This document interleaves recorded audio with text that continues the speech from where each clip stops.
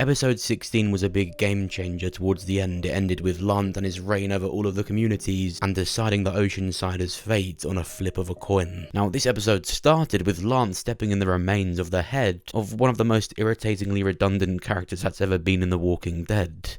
Marco's death was glorious purely because they tried to make him that iCarly character last minute. Still winning. He wasn't funny, likeable, or quirky. I'm glad he died like that. The best thing he ever did was polish Lance's boots. So then we jump back a further 19 hours ago. We're back with Lance and we see him start to use this coin a lot more. He used it earlier on in the season. It's almost like his alter ego. He's like the Harvey Dent of The Walking Dead. Even more so at the end of the episode where Daryl shoots him in the face and he gets a scar. Back with Maggie's group and Lydia appears from behind a tree. Thought I got rid of her, but she takes Maggie to this, as Negan calls it, Whisperer wormhole.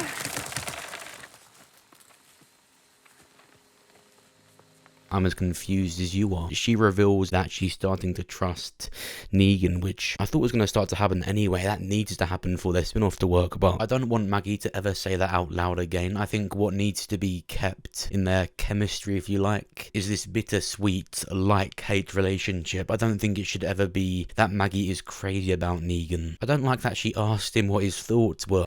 I hope in their spin-off show, of course assuming it's real, not some weird decoy, they actually focus less on this verbal cat and mouse. I'm no longer shocked by those scenes or the scenes where they save each other. I've seen that they can do that and they will do that. But I think it would be a lot better if Maggie had this obnoxious distaste towards Negan, but still save him and understand what he's done for everyone. That's just personally what I think would make their spin-off a lot more entertaining. And they could be this really cool duo. Then there was this really cool scene that we saw in the trailers, the big shootout with Daryl, Aaron and Gabriel. It started with this weird kind of effect where it was like Daryl had spider sense, but they obviously all knew they were going to turn against them eventually, so it was good. Each and every one of them got hurt. Almost every scene with these soldiers, they've been really vulnerable and not as powerful as I would have liked them to be with how next level the Commonwealth is, but I understand part 3 will likely bring that. Then we're back with Max and she's checking to see if Pamela is really as bad as Connie's findings suggest she is. How about starting a scholarship fund for less fortunate families?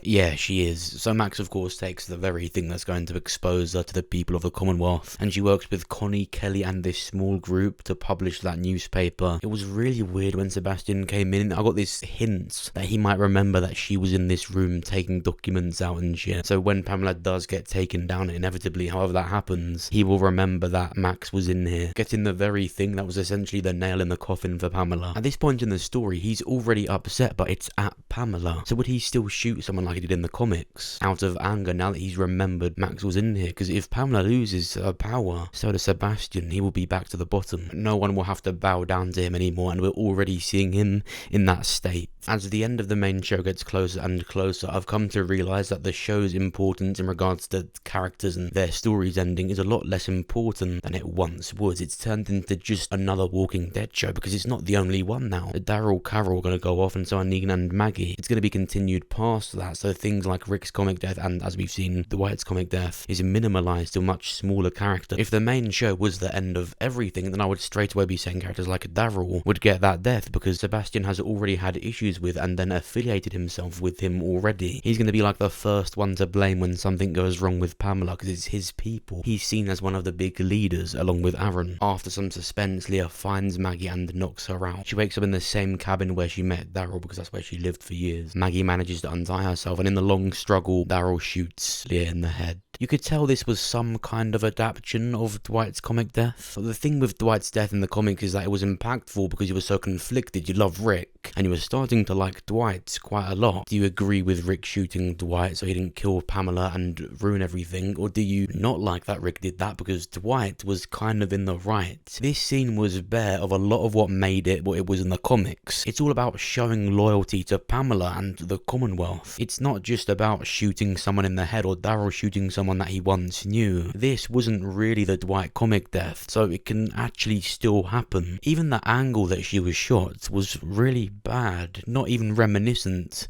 of the comic scene, which it usually is when iconic big ones like this are adapted. The comics aside, the scene itself was also really void of emotion. Daryl's 10-second reaction was no reaction. The only thing emotional about it was the music. This is the first person that Daryl's ever been in a relationship with, that he ever yet barely any visible reminiscing of the past. It spent more time on Maggie. I like that this is where Leah met Daryl, but still, even after the Reaper conflict, you would have thought it'd have more emotion, and that would be the drive of the scene. I'm more concerned about Daryl, who just had to shoot someone that he once loved, than I am Maggie, who was the survivor of the situation. It's not even that I liked Leah, she was okay. It's just more that in part 1 it was such a big deal. This relationship they had, this was what it was all for. Even after the Reapers were defeated, Leah lingered around like a fly, only to be swatted meaninglessly later on. Which I would be open to everything I just said if that scene where she did die was really emotional and big for Daryl. But it wasn't. So I see this as an adaptation of Dwight's death, but I think it can still happen. It could even be some kind of trick where they're like, oh, you thought that was the Dwight scene. No, it's in part 3. If this was really accurate to the comics, it would have actually happened a little bit later on, so it could still happen. There was some possible foreshadowing with Lance and Aaron, so I'll link you to the video where I talk about that at the end of this one. Lance and his men approach the cabin. Daryl goes for a headshot but just scars his face. There's a slow motion walking scene. I was struggling to see what Maggie just went through. I feel more bad for Leah. She meant absolutely nothing to anyone. But I do like this scene, and the music that plays is really reminiscent of the Whisperer theme that plays when the Pikes were revealed. It's that same reveal, because although no one really died apart from Leah, it's showing that Lance's reign is officially among them. He's got power over all of them, and all of these characters are now just part of the revolution of the Commonwealth. And the episode ends with Lance flipping a coin and deciding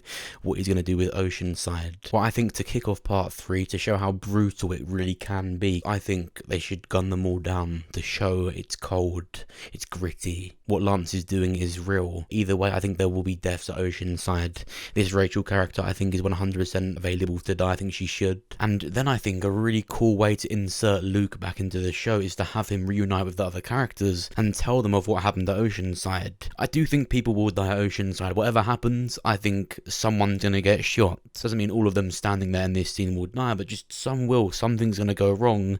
Luke and Jules, or maybe just Luke, will see it. Maybe it's about time Luke loses this Jules character. He's a bit too happy for my liking. Oh, that would definitely be the crate full of hot dog trophies. Yeah, euphemism all the time. Literally trophies shaped like dancing hot dogs. I mean, I guess they sort of look euphemistic. Okay.